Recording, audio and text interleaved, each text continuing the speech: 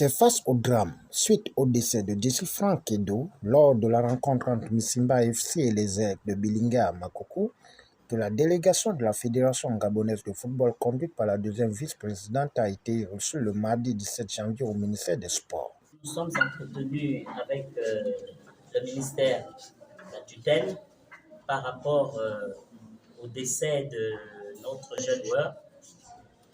Nous sommes la Fédération gabonaise de football.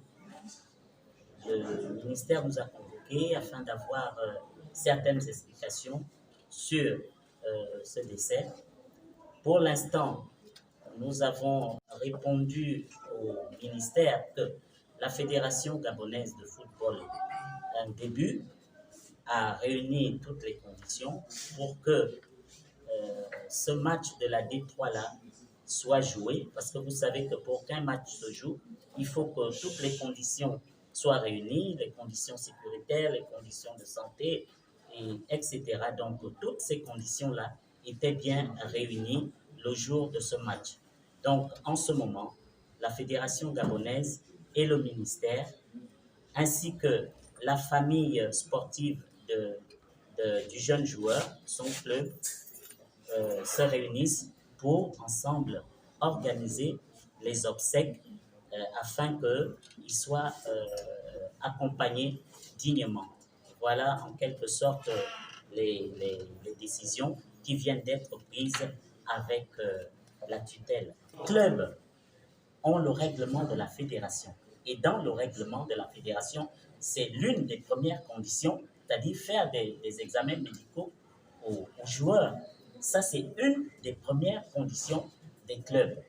Donc, et la fédération gabonaise veille là-dessus afin que les athlètes ne soient pas exposés à de tels événements malheureux. La tutelle, effectivement, nous a donné un certain nombre de recommandations pour que ce type d'événements malheureux ne se reproduise plus. Vous pouvez l'imaginer.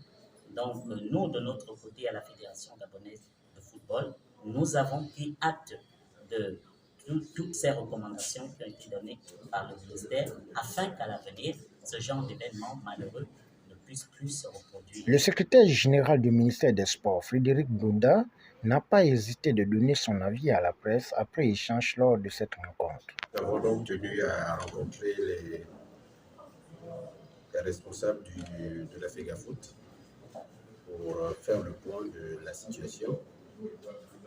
Déjà, essayer de comprendre les circonstances dans lesquelles ce jeune homme est décédé et, si possible, essayer de voir, chercher à savoir qu'est-ce qui s'est passé qu'on en arrive là. Vous êtes bien placé pour savoir que ce n'est pas la première fois et nous souhaiterions que cela ne se reproduise plus. Et pour cela, il faudrait forcément que nous cherchions à déterminer avec précision les causes de ce décès. Et c'est seulement comme ça que nous pourrons envisager des solutions.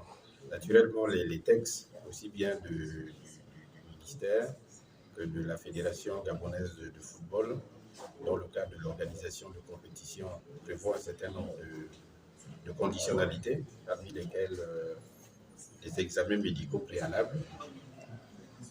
Nous avons donc cherché à savoir si effectivement ces examens médicaux préalables ont été effectués et dans quelles conditions ça a été effectué. La Fédération gabonaise nous a donné des réponses satisfaisantes, mais également promis mettre à nos dispositions dans les prochaines heures le rapport complet et circonstanciel de ce tragique incident. L'organisateur de la compétition a un règlement. Et la première chose sur laquelle il doit veiller, c'est que le règlement soit respecté. Cela semble le cas. Les joueurs qui étaient présents sur le stade présentaient tous des licences autour desquelles sont apposés les visas des médecins qui les ont examinés dans le cadre de... Maintenant, ce que nous voudrons savoir, c'est que est-ce que ce joueur n'avait pas d'antécédents? Ça, c'est pas là maintenant qu'on peut le savoir. Ce que nous voulons savoir, c'est que est-ce que ces examens ont été faits selon les règles. De là, ce n'est pas maintenant que nous pouvons le savoir. Donc, il y a forcément un travail à faire, à faire aussi bien au niveau de la fédération, sous la tutelle du ministère, pour que toute la lumière effectivement soit faite. L'autre objectif, c'est que ce genre d'événement ne se reproduise plus. Et si